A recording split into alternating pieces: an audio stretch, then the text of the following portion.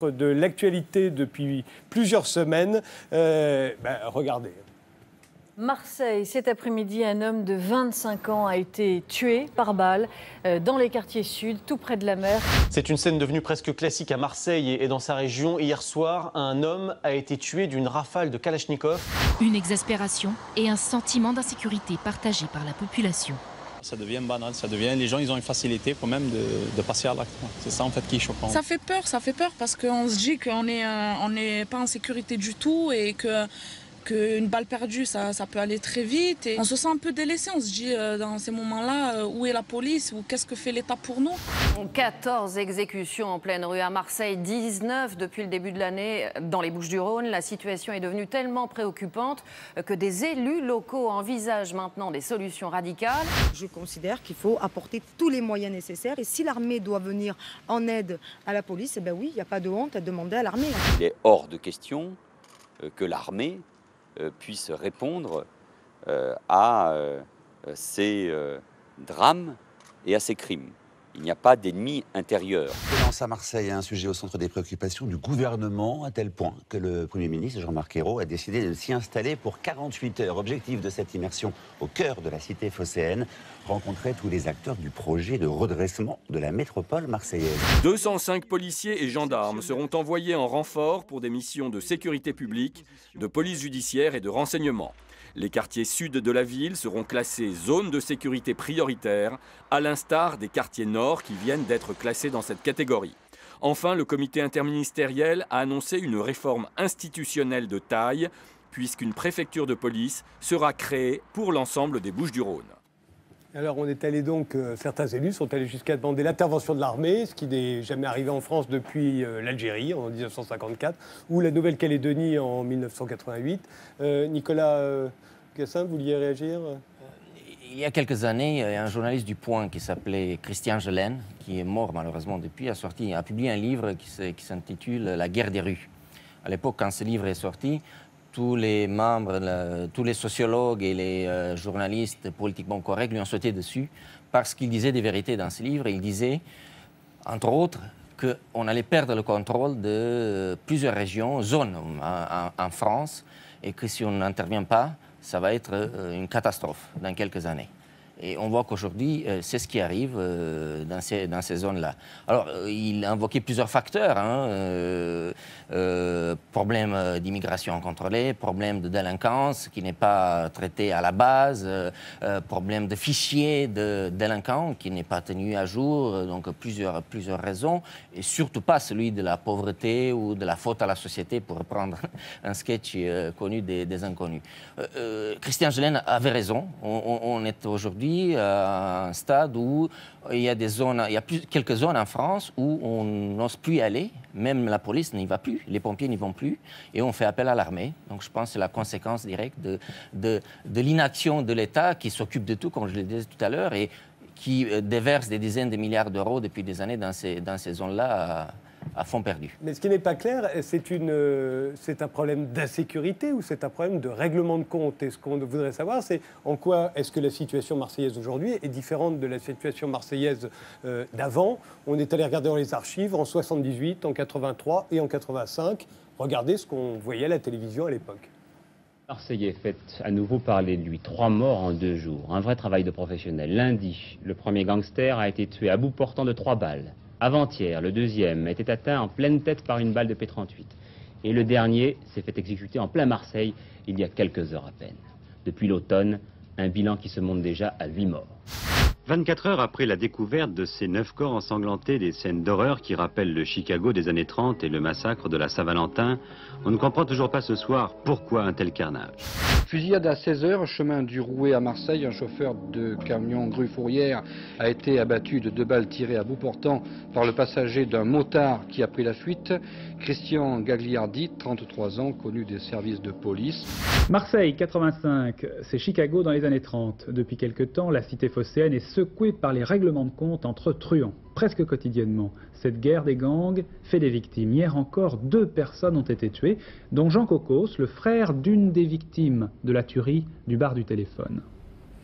On peut comprendre hein, que, visiblement, les mêmes causes ne produisant pas les mêmes effets, et aujourd'hui, ça a l'air plus grave que ça n'avait là. À l'époque, on ne demandait pas l'intervention de l'armée, on ne parlait pas de zone de non-droit, on parlait de règlement de compte. J'ai demandé à Marwan Mohamed de venir nous rejoindre. Vous êtes sociologue, vous avez co-dirigé avec Laurent Micheli un livre collectif sur les bandes de jeunes, des blousons noirs à nos jours. Vous êtes l'auteur d'un documentaire intitulé « La tentation de l'émeute ». Vous avez dirigé un livre sur les sorties de la délinquance, et depuis plusieurs mois, vous travaillez sur Marseille, sur les trafics de stupéfiants. Alors, qu'est-ce qu'il y a de différent aujourd'hui avec ce qui se passait en 78, en 83, en 85, à peu près à toutes les époques où on a parlé de Marseille, et Dieu sait si on aime parler de Marseille et de faire les gros titres des journaux.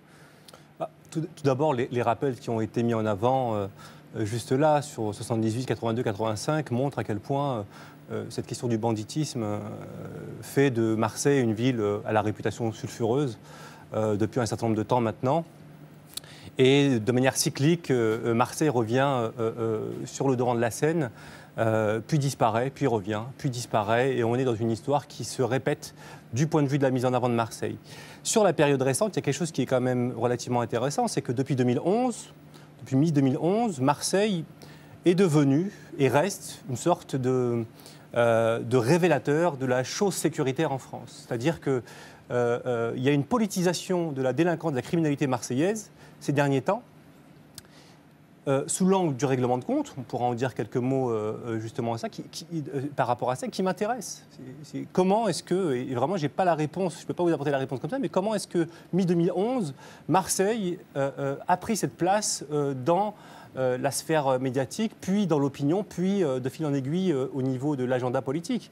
Aujourd'hui, quand on regarde Jean-Marc Ayrault qui passe 2 jours à Marseille, je ne suis pas sûr qu'il y a quelques mois, il avait prévu de le faire. Et au fond, on arrive à une situation assez particulière, d'une histoire, d'une situation qui est connue depuis longue date, la question du banditisme, la question de sa violence effective, la question de la situation assez compliquée de Marseille, par rapport à ces questions-là et par rapport à la question de la pauvreté de manière générale, et on va y revenir parce qu'on ne peut pas séparer les choses. Et depuis 2011, on a toutes les rédactions qui ont mis en alerte la question marseillaise. Et dès qu'il y a quelque chose qui arrive, ça remonte et on a une médiatisation accrue. Depuis 3 ans, on a à peu près, peu ou prou, le même nombre d'homicides ou de tentatives d'homicide sur l'agglomération marseillaise, même si on en parle beaucoup depuis 1 an. Et là, on en est à 18 à peu près, ou 19. Je crois que c'est 19 actuellement de morts par homicide.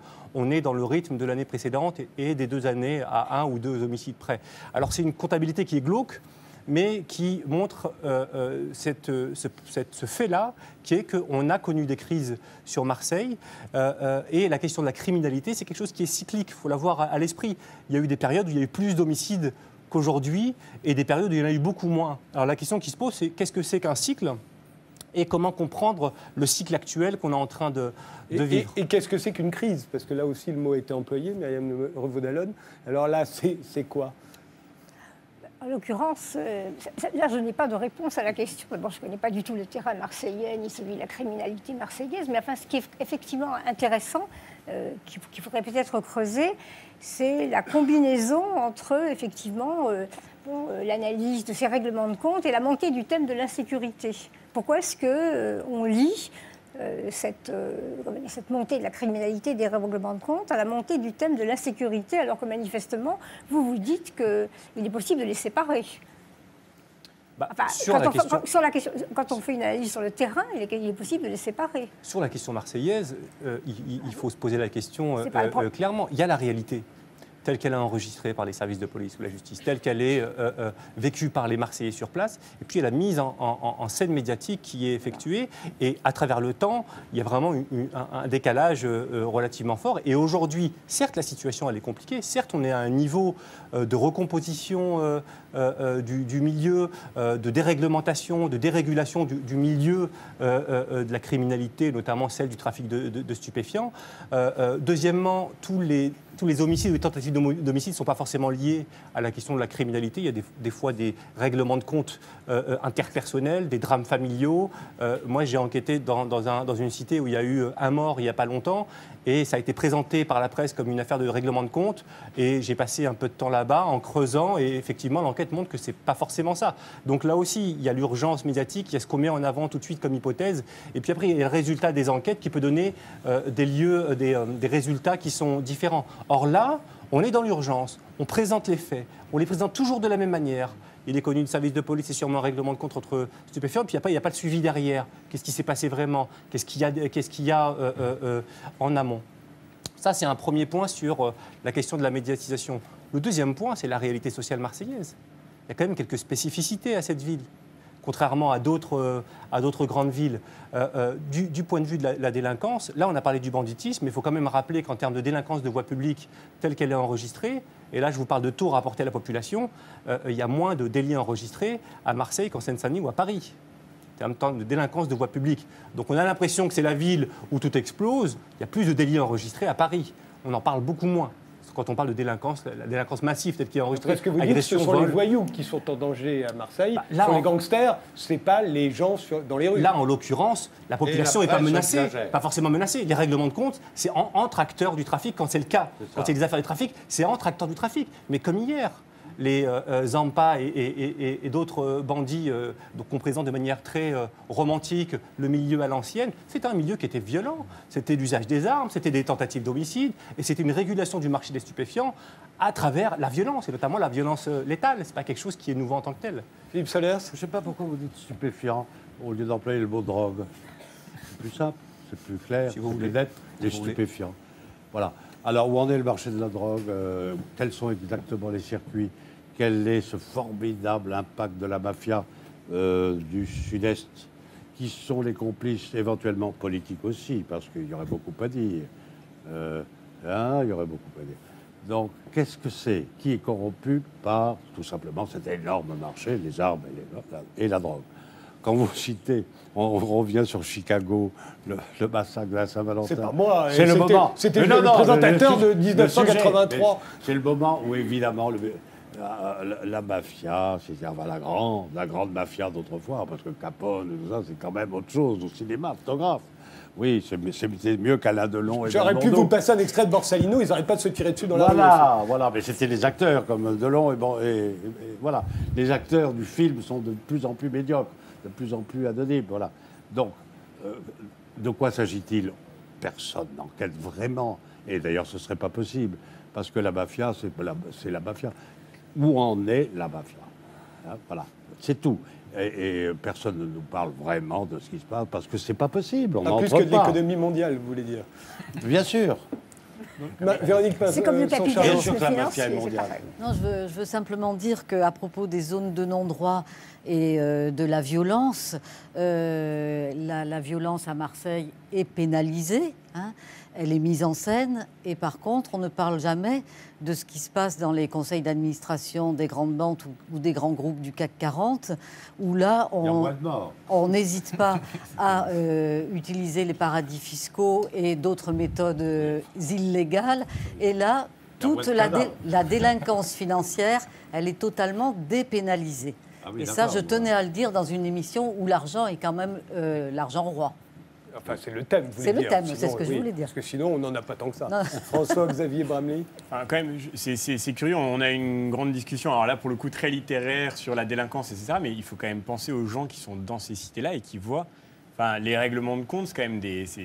Quand vous traversez la rue avec vos gamins et que vous voyez quelqu'un se faire liquider devant vous, j'imagine que ça ne va pas vous laisser indifférent non plus, quoi. Là, il y a quand même une violence qui s'exerce sur les populations et ça me paraîtrait un peu facile de tout mettre sur le fait de la presse qui mettrait en scène, etc. Je ne dis pas qu'il n'y a pas un emballement médiatique, mais je trouve ça quand même un peu froid de notre part là, d'être en train de disserter gentiment. Juste pour préciser, moi je faisais remarquer simplement qu'on a dit exactement la même chose de Marseille, des mêmes règlements de compte qui faisaient le même nombre de morts dans les mêmes rues, on l'a dit à d'autres périodes. Mais à l'époque, on ne parlait pas ni d'insécurité, ni de faire appel à l'armée. C'est tout ce que j'ai dit. C'était aussi dangereux pour les gens en 78 qu'aujourd'hui, quand on se tire dessus dans la rue. Ça ne m'étonne pas qu'avec la communication qui est aussi beaucoup facilitée aujourd'hui, peut-être qu'on perçoit mieux le sentiment d'insécurité des populations qu'on percevait moins avant, tout simplement parce qu'elles avaient moins l'occasion de parler, que le système médiatique était moins développé. Le système médiatique, il révèle aussi les inquiétudes des gens qui sont réelles, qui étaient peut-être réelles avant et qui ne trouvaient pas à s'exprimer, mais qui s'expriment aujourd'hui et qu'on doit entendre quand même. Juliette Arnaud. Ça me faisait penser à un film que je conseille à tous les gens, un film de Carpenter qui s'appelle New York 1997, où c'est Marseille, c'est Manhattan, et il ferme la ville et il laisse tous les délinquants à l'intérieur pour qu'ils s'entretuent les uns avec les autres. Et je pensais à ça quand je voyais la femme politique de Marseille qui disait qu'il fallait faire venir l'armée. Et je me suis dit, ouh, Carpenter, ça y est, on y est. Ils vont fermer Marseille, ils vont les laisser à l'intérieur et ils vont s'entretuer. Je trouve personne n'a réagi à ça. Si, même les politiques eux-mêmes, et Manuel Valls a dit il n'est pas question d'envoyer l'armée parce qu'il n'y a pas d'ennemi intérieur. Oui, c'est très gênant quand même. C'est juste ça. La dame elle a le droit de dire ça. Olivier Besancenot. Non, mais d'accord. Moi, je trouvais ça intéressant, notamment sur la mise en scène. Mais c'est vrai pour Marseille, c'est vrai de plus en plus en général. L'instrumentalisation politique, d'ailleurs, plus que médiatique, pour essayer de faire véhiculer un certain nombre de thèmes quand ça nous arrange. Et avec un paradoxe du point de vue des pouvoirs publics, parce qu'il y a la réalité sociale marseillaise, on est obligé de partir de là. Parce que quand il y a les quartiers où il y a plus de 50% de chômeurs, je veux dire, même le gamin de n'importe quelle condition mis dans cette situation-là, tu peux gagner en une journée ce que tu vas gagner en un mois, et encore je suis gentil, avant de résister à ça, je te souhaite bien du courage. Et l'État, justement, qui soi-disant se mêle de tout, les pouvoirs publics qui se mêlent de tout à Marseille, mais il faut y aller dans les quartiers de Marseille, à la Picon, comme en Picon-la-Busserine, par exemple, les bailleurs sociaux qui touchent l'argent public. Et vous voyez tout part en vrille. Il n'y a rien qui est entretenu. D'ailleurs, les habitants ils se mobilisent en disant mais c'est quoi? C'est des détournements d'argent public. Donc ça c'est la toile de fond au niveau social. Et puis en effet, alors là, il faudrait disserter probablement dans le détail sur l'avènement d'un nouveau type de délinquance, probablement. Je dis ça pourquoi? Parce que les pouvoirs publics qui délaissent tout, qui ferment les services publics, qui se foutent du logement social, tout à coup, ils se rappellent au bon souvenir en disant « bougez pas, peut-être il y a l'armée ». Et moi, ce qui me marque dans le débat politique, bon, ça fait flop, mais on arrive à en discuter. Il y a une proposition sur l'armée, on en discute. Et alors là, quitte à mettre les pieds dans le plat, plus que des stupéfiants, parlons des drogues, moi, pour mettre à plusieurs reprises dans les quartiers de Marseille, le trafic de cannabis, notamment, est extrêmement lié à l'ascension d'un nouveau type de banditisme. On se tue aussi, enfin en tous les cas on s'arme aussi par rapport à ce trafic-là. Et puisqu'on parle des années 30, la question, mais je ne sais pas si en France c'est possible d'avoir ce débat-là tranquillement, sans se faire forcément insulter. Est-ce qu'on peut discuter une seule minute de l'impact que pourrait avoir de lever la prohibition sur le trafic de cannabis sur justement ces circuits mafieux? Justement parce que dans les années 30, la prohibition sur l'alcool a fait naître un certain nombre de mafias. Quand on discute des politiques concrètement d'insécurité, en France, il y a un gros blocage et je ne comprends pas pourquoi. Et du coup, on a des annonces. Donc des annonces, il a passé 2 jours en immersion, là il est en immersion totale, héros, pas de problème. Ok, il envoie quoi? Donc 205 policiers supplémentaires, 4 éducateurs. 4 éducateurs, et c'est toujours la même politique. Et peut-être qu'à un moment, on pourrait essayer de s'opposer en disant oui, il y a l'insécurité, il y a des problèmes de violence, mais peut-être que les politiques sécuritaires, elles n'ont pas été efficaces. Et peut-être qu'on pourrait essayer de rediscuter de tout ça dans une société qui est en effet de plus en plus inégalitaire, de plus en plus libérale. Et quand on voit l'état des sociétés de plus en plus libérales en Amérique latine, par exemple, on sait que malheureusement, en effet, c'est de la violence qui nous attend. Merci Marwan Mohamed. On va maintenant parler mariage. En effet, au moment même où nous, en France, on parle du mariage homosexuel,